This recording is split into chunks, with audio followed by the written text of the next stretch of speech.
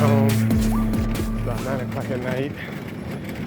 Walking home from Goodwill, picked up a computer desk. See, we got the wagon, a kid's wagon. So what we're gonna do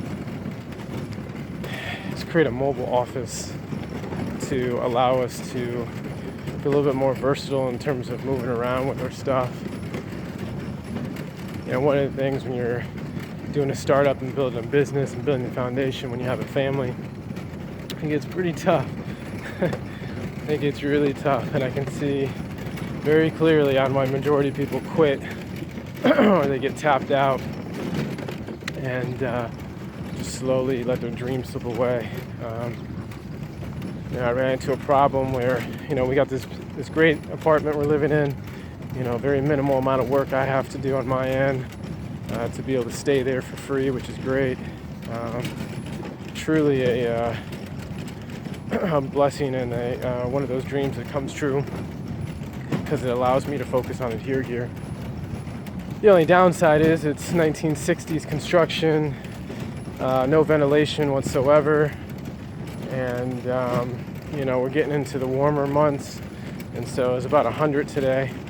Temperature inside probably hit about 110, and it's just too hot to work in the closet that I'm working in.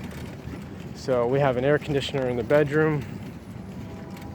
We're working on getting a second air conditioner, but overall, the concept of working in that closet that I've been working out of for the last year is just not really going to work because it's too hot for my computer equipment and it's too hot for me.